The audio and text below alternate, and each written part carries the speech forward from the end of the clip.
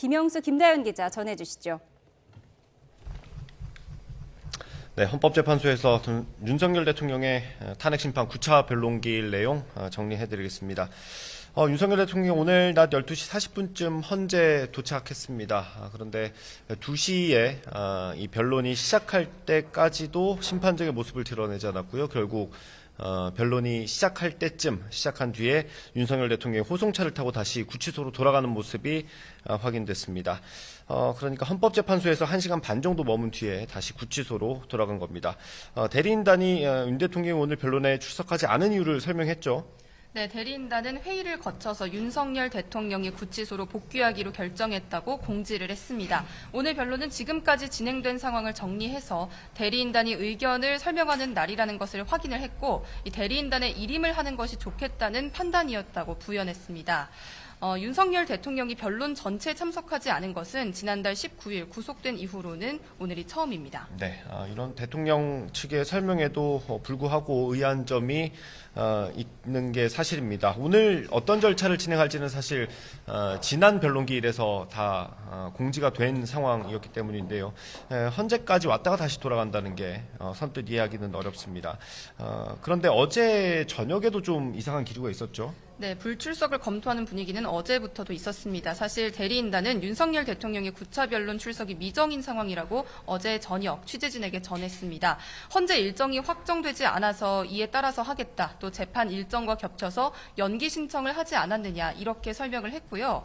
앞서 윤석열 대통령 측은 10차 변론기일이 지정된 20일 모레 형사재판 준비기일과 구속 취소 신문이 예정돼서 출석이 어렵다며 미뤄달라고 신청을 했었는데요.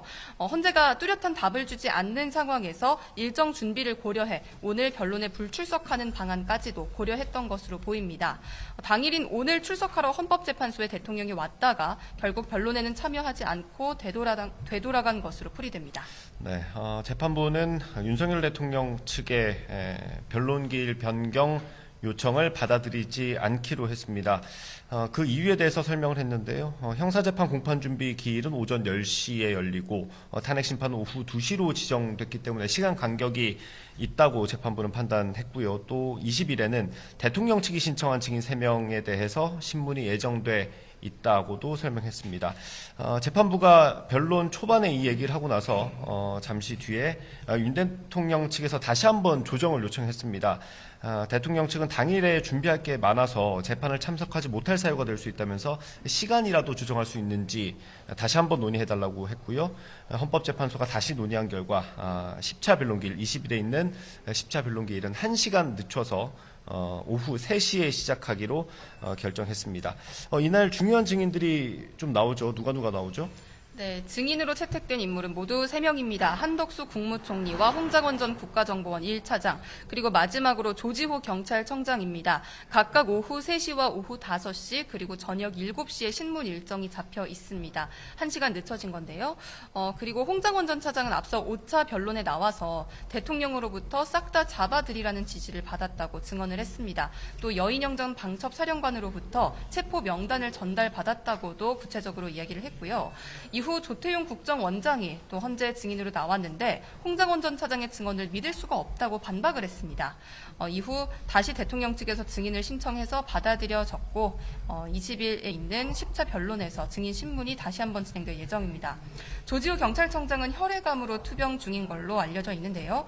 앞서 2차례 불출석 사유서를 내고 증인으로 나오지 않았었습니다.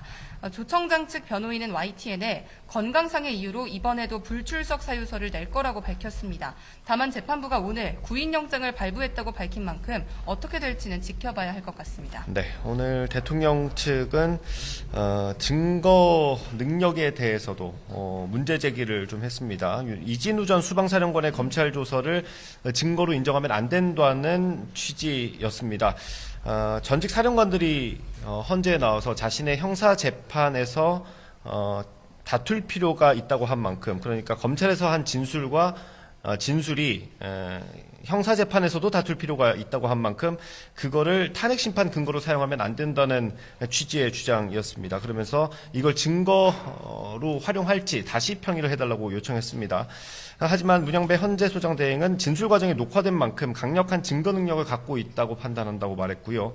원하면 다시 논의를 하긴 하겠지만 증거 능력의 결정은 이미 4차 기일에 이뤄졌고 이미 이의 신청 기간을 놓친 것 아니냐라는 지적을 하기도 했습니다.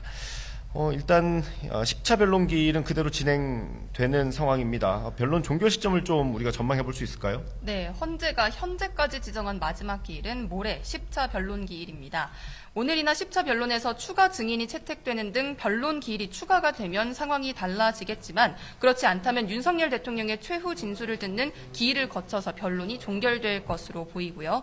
이후에는 재판관의 평의가 진행되는데 지금까지 전례를 비춰봤을 때 2주 안에는 결론이 나올 수도 있습니다. 이렇게 되면 다음 달에는 선고 결과가 나올 거라는 관측이 우세합니다. 그런데 이때 윤석열 대통령 측 변호인단이 중대한 결심, 만약에 총사퇴할 경우에는 재판부 논의에 따라서 이 상황이 조금 달라질 걸로 보입니다. 네. 오늘 변론은 잠시 휴정을 했다가 지금 다시 진행이 되고 있습니다. 휴정되기 전에는 국회 측의 주장을 설명하는 시간이었고요. 지금은 대통령 측의 주장을 설명하는 절차가 진행되고 있습니다. 지금까지 헌법재판소에서 전해드렸고요. 상암동 스튜디오 나와주십시오.